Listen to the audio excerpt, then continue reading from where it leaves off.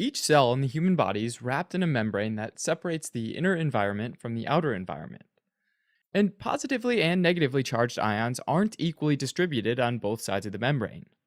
Fundamentally, it's these differences in concentrations and charge, as well as permeability across the membrane, that establishes the cell's resting membrane potential.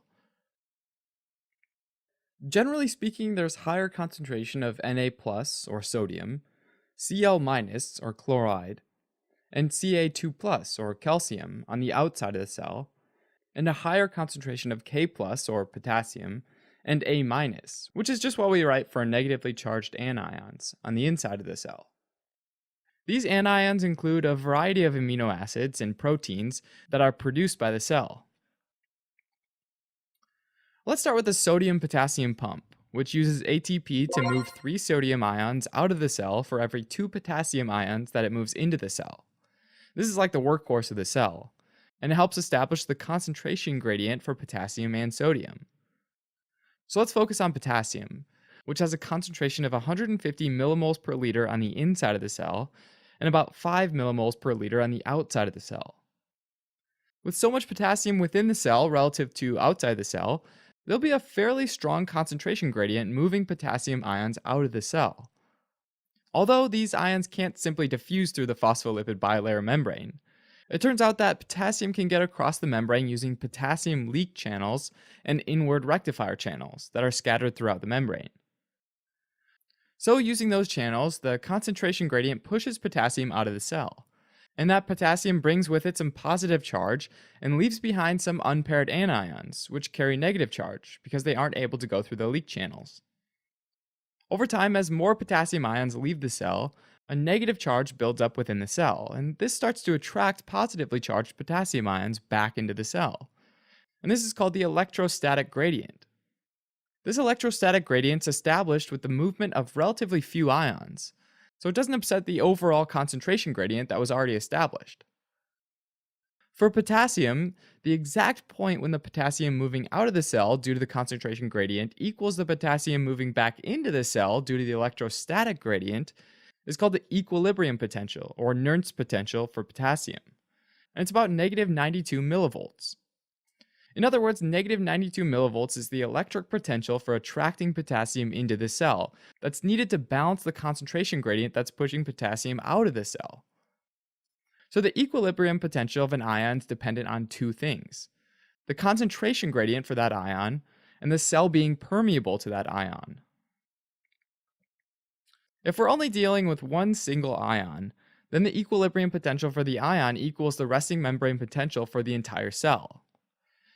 In reality, though, there are multiple ions that have concentration gradients that are permeable across the cell membrane, each of which has its own equilibrium potential. Now, the formula that tells us the equilibrium potential for each ion is called the Nernst Equation, and it's Vm for membrane equals 61.5 times the log of the concentration of the ion outside the cell divided by the concentration of the ion inside the cell, for an ion with a single charge like sodium. And Vm equals 30.75 times the log of the concentration of the ion outside divided by the concentration of the ion inside for an ion with a double charge, like calcium.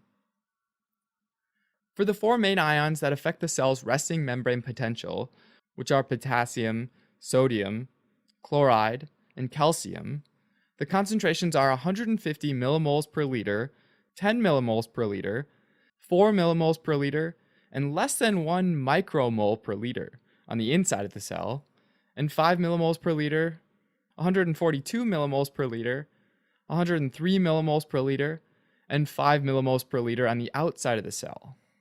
Plugging those into the formula, we get equilibrium potentials of negative 92 millivolts, positive 67 millivolts, positive 86 millivolts, and positive 123 millivolts. One thing to note, though, is that since chloride ion's negative, the equilibrium potential actually gets flipped, so it's actually negative 86 millivolts. These all represent the charge in the cell needed to balance the movement of each of these ions based on the concentration gradients. And to make it clear, the concentration gradients themselves are potassium moving out, calcium moving in, sodium moving in, and chloride moving in. Since remember, there's low concentration of potassium outside the cell, but high concentration of calcium, sodium, and chloride outside the cell. And concentration gradients move from high concentration to low concentration. Alright, so the actual resting membrane potential of the cell will end up being somewhere in between all these individual membrane potentials, depending on how much of each of these ions is moving across the membrane at a given time. This differs depending on the cell that we're talking about, but in general, potassium makes up the biggest proportion of ions moving across the membrane, while the other three have way less moving across at any given time. Alright, so of all the ions moving across the cell membrane through the leak channels, let's say that 90% of them are potassium ions, whereas only 1% are calcium ions, 1% are sodium ions, and 8% are chloride ions. Now we can take these proportions and multiply them by the equilibrium potentials, and then add up the total to get the resting membrane potential of the cell. In this case, it works out to 90% of negative 90 millivolts, or negative 81 millivolts, plus 1% of 123 millivolts, or 1.23 millivolts, plus 1% of 67 millivolts, which is 0.67 millivolts, and plus 8% of negative 86 millivolts, which is negative 6.88 millivolts, which gives a grand total resting membrane potential of negative 86 millivolts. Now, this resting membrane potential is usually closest to whichever ion's the most permeable across the membrane, which in this case is potassium, right? But by changing the cell's permeability to ions by adding or removing ion channels, a cell can actually change its resting membrane potential. Okay, as a quick recap, an ion's equilibrium potential is the point where its concentration gradient equals its electrostatic gradient, and can be calculated using the Nernst Equation.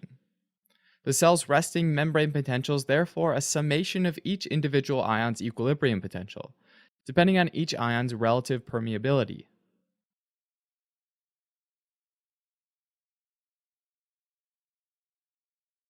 Thanks for watching. You can help support us by donating on Patreon, subscribing to our channel, or telling your friends about us on social media.